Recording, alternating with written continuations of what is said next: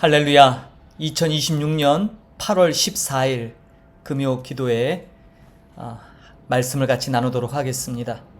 오늘 함께 나눌 하나님의 말씀은 신약성경 로마서 1장 16절 17절입니다. 우리에게 너무 잘 알려진 말씀이죠. 로마서 1장 16절 17절입니다. 제가 봉독해 드립니다. 내가 복음을 부끄러워하지 아니하노니 이 복음은 모든 믿는 자에게 구원을 주시는 하나님의 능력이 됨이라. 먼저는 유대인에게요 그리고 헬라인에게로다. 복음에는 하나님의 의가 나타나서 믿음으로 믿음에 이르게 하나니 기록된 바 오직 의인은 믿음으로 말미암아 살리라 함과 같으니라. 아멘. 놀라운 복음에 대한 선언이자 우리 구원에 대한 놀라운 선포의 말씀입니다. 저는 계속해서 지금 금요 기도에 우리의 믿는 바, 우리의 신앙의 체계가 어떻게 형성됐고 어떤 전통을 이어서 우리가 계승하여 발전시키고 있는지를 살펴보고 있지요. 그래서 우리의 신앙의 근간을 이루는 이 복음주의, 또 개혁주의, 각각의 특징들, 그리고 유사점, 그리고 또 완전히 확연하게 다른 점, 한계점들 살펴봤죠. 그리고 이것에 대해서 이제 새로운 반동으로 일어난 자유주의에 대해서, 그 자유주의가 태동하기 전에 또 로잔 언약이라는 것도 살펴보았죠. 그리고 자유주의. 지난주에는 이 자유주의의 반동으로 일어난, 다시 복음으로 돌아가자, 복음을 아주 더 보수적으로 고수하는 근본주의라는 것을 보았습니다. 오늘은요, 이 근본주의와는 또 결을 좀 달리하는 정도가 아니라 노선이 많이 다르죠. 그러나 자유주의가 판을 치고 온 세상을 자유주의 신학으로 물들일 때 아주 대단한 위력을 갖춘, 마치 원자폭탄처럼 떨어진 한 사람의 그 사상으로 출발된 신정통주의라는 것을 좀 살펴보고자 합니다. 이 신정통주의 어떤 것인지 준비된 자료로 같이 보면서 오늘 우리에게 주신 이 복음이 얼마나 위대하게 우리에게 계승되고 있는지를 한번 그 역사를 살펴보도록 하겠습니다. 오늘 제목은요, 폐허 위에서 재건된 신학입니다. 폐허 위에서. 왜 폐허입니까? 자유주의라는 이 신학의 사조가 아주 그냥 전 세계적으로 기독교를 아주 초토화시켰어요. 기독교의 그 계시, 또 기적 같은 것들, 이런 거 완전 다 그냥 뭐예요? 다 해체시켜버리고. 자, 신정통주의라는 것이 새롭게 이 폐허위에서 재건되는 신학입니다.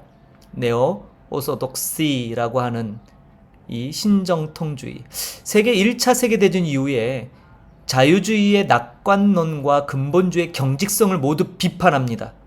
그러니까 이 신정통주의는 자유주의에 대해서도 비판하고요. 또 우리가 지난주에 봤던 굉장히 복음을 더 고수하고 아주 했던 그 근본주의의 경직성이라고 여기 표현했죠. 굉장히 좀 소통 불가, 타협 불가, 양쪽을 다 비판해요. 그러면서도 종교개혁의 정통 신학을 현대적으로 재해석한 위기의 신학이다라고 규정할 수 있습니다. 그 내용을 좀 살펴보겠습니다. 자유주의는 인간 낙관론을 펼쳤어요. 19세기에 이 아주 최고의 꽃을 피웠던 자유주의 신학은 과학과 이성의 발달로 인류 사회가 점진적으로 하나님의 나라로 발전할 것이라고는 맹신이 있었죠.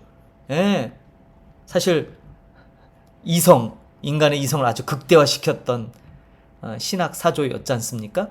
그런데 이것이 1914년 1차 세계대전을 통해서 완전히 깨어져 버렸어요. 인간의 도덕성, 이성에 대한 신뢰가 산산조각 났죠. 어떻게 이렇게 잔인할 수 있을까? 어떻게 이렇게 야만적일 수 있을까?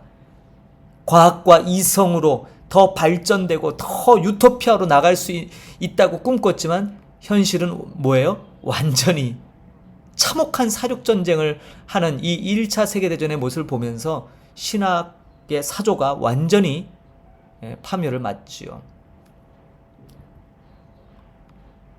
이때 이제 호련히 위대한 신학자 한 명이 등장합니다. 바로 스위스의 목회자였던 칼 바르트라고 하는 신학자가 나오죠. 이분은 목회자입니다. 목회자이면서도 성경을 연구하는 이분이 로마서 주예라는 것을 1919년에 발간하는데 여기 가운데 있는 것처럼 자유주의 신학자들의 놀이터에 떨어진 폭탄이다. 한마디로 뭐예요? 자유주의 신학을 해체했다 이 말이에요. 그들이 추구했던 인간의 이성, 도덕. 근데 이 칼바르트가 등장함으로써 그런 것들이 얼마나 맞지 않는지를 대본 증명하면서 신학의 방향을 틀죠. 방향이 전환됩니다. 무너진 인간의 이성 대신에 다시 말씀으로 돌아가 하나님의 심판과 은혜를 변증법적으로 선포해요. 오늘 말씀을 좀 잘 들으실 것이 이 신정통주의가 이 자유주의 신학에 대해서 아주 강력한 제지 그리고 자유주의 신학을 해체하는 아주 정말 대단한 겁니다. 그러나 또 한편으로 보면 이 신정통주의가 안고 있는 구조적 문제점이 또 있어요.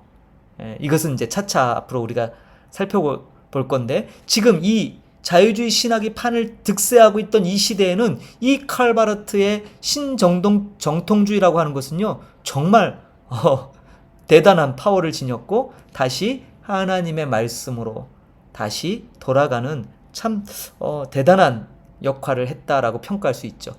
차이점을 좀 보겠습니다. 자유주의와 근본주의, 신정통주의 출발점은요. 자유주의는 인간의 이성과 종교적 경험, 그래서 뭐예요? 경험되어진 것을 아주 중시하죠. 근본주의는 다시 뭐예요? 그거에 반동으로 성경의 문자적 권위, 그래서 축자 영감 뭐예요? 성경 무호설, 성경에는 전혀 오류가 존재하지 않는다. 그런데 칼바르트의 신정통주의는 뭐예요? 하나님의 주권적 계시를 굉장히 강조합니다. 그래서 여기서 말하는 하나님의 주권적 계시라는 것은 그리스도를 통해 나타난 것들, 그리스도를 통해 실현된 것, 그것만을 이제 굉장히 중요한 계시의 하나님의 말씀으로 받아들이죠. 그러니까 좋은 면에서는 자유주의에 이 흘렀던 것들을 다시 성경적으로 관점을 바꾸는 거에서는 탁월한 장점입니다. 그러나 반면에 신정통주의는요 나중에 다루겠지만 성경의 모든 말씀을 다 계시라고 보지는 않아요.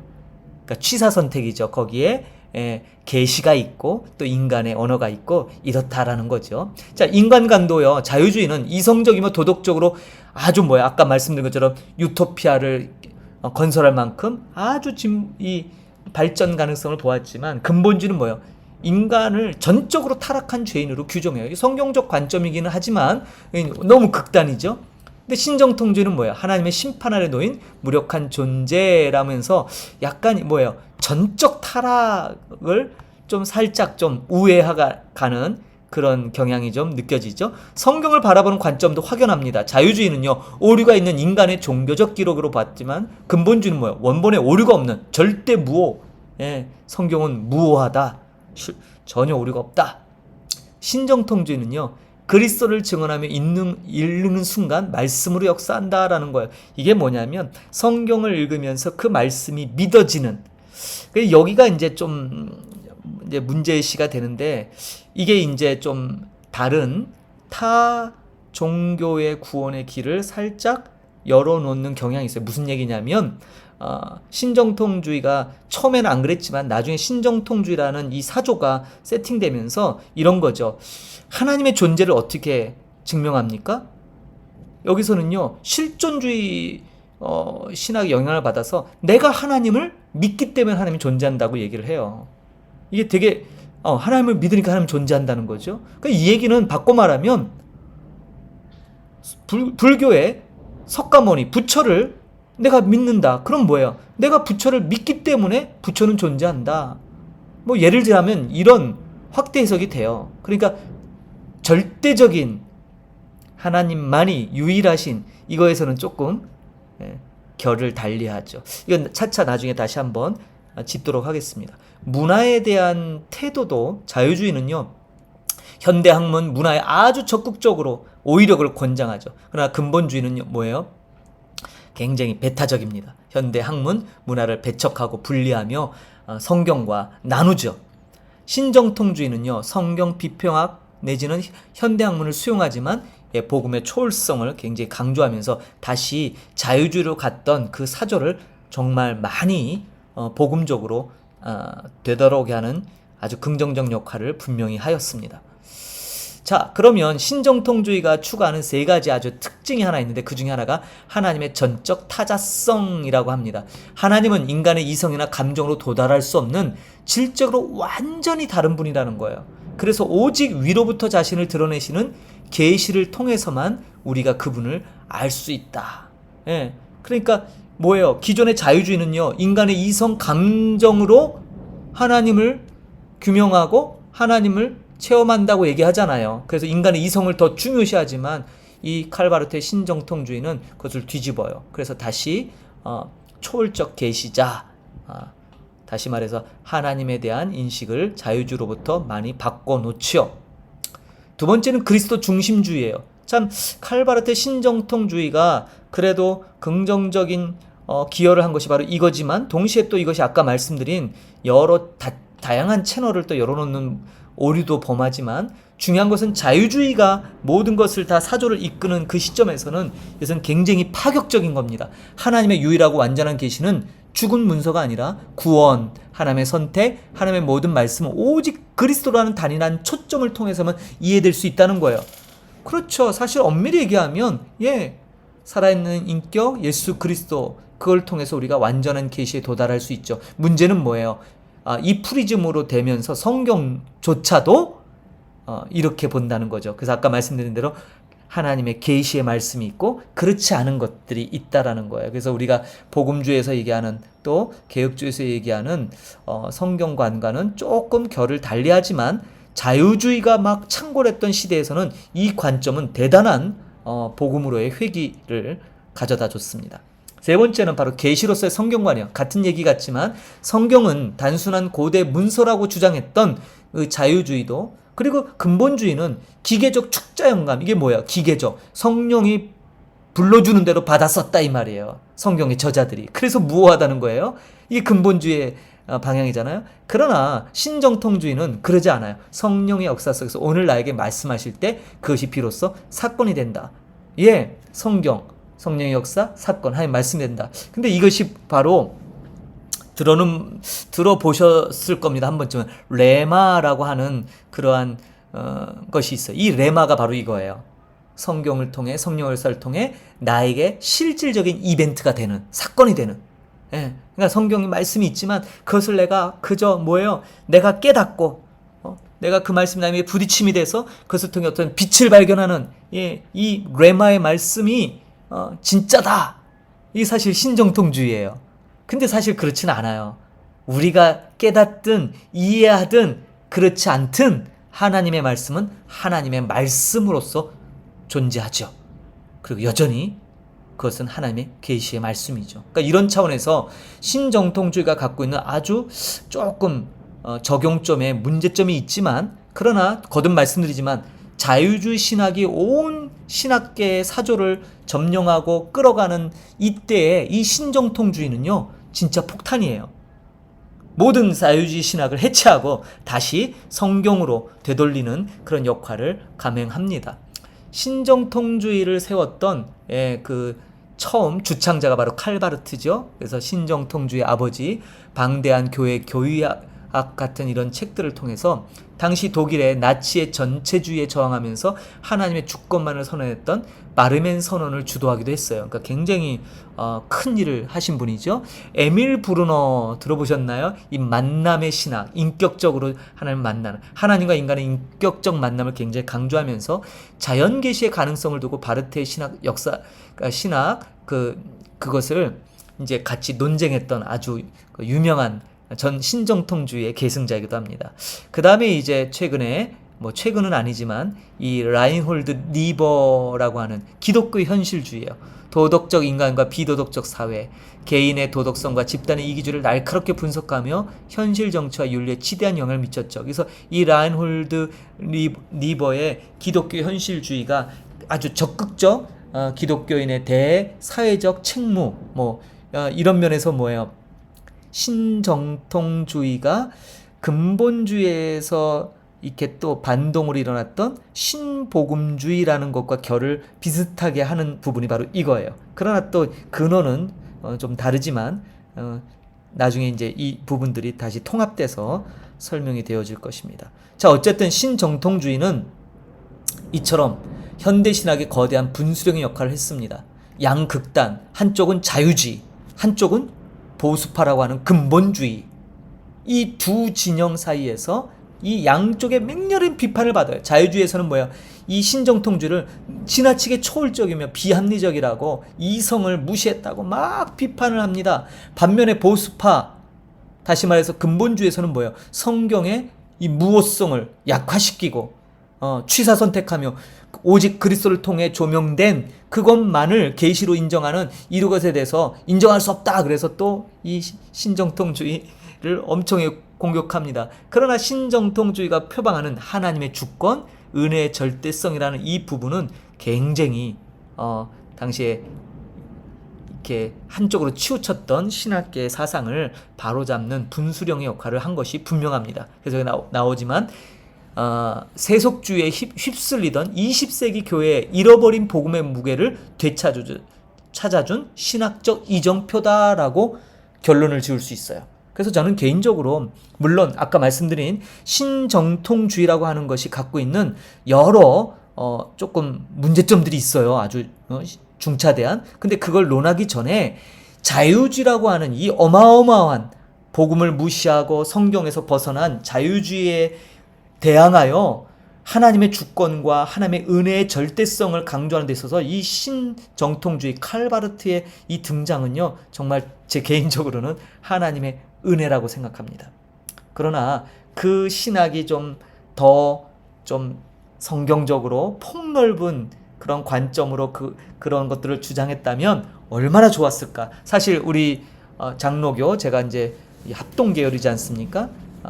저희는 이제 백석인데, 합동계열에서는 사실 이 신정통주의를 좋아하지 않습니다. 그러니까 단순히 좋아하지 않는다는 차원이 아니라 굉장히 신학적으로 별로 그 노선을 따르지 않고요, 많이 반박을 하죠. 근데 이제 거기에 반박하는 이유도 충분히 압니다. 그러나 신정통주의라는 이 주의가, 이 신학 사조가 얼마나 그 자유주의에 대해서 얼마나 놀랍게 변증하며 다시 복음으로 우리의 관점을 바뀌었다라는 이 긍정적인 측면에 대해서 너무 우리가 잘 평가하지 않는 것 같습니다. 그래서 저도 사실 신학을 공부했던 한참 전이죠.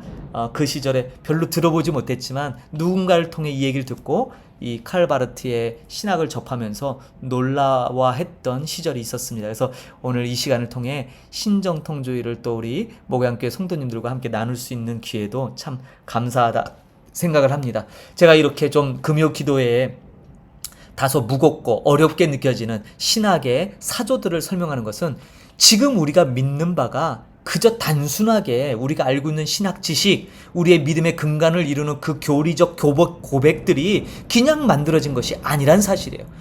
얼마나 많은 논증과 또 싸움과 그러한 것들을 거쳐서 오늘 우리가 고백하는, 그냥 너무나 당연하게 받아들이고 있는 우리 믿음의 신앙의 고백들이 사실은 엄청난 신학적 투쟁의 결과예요.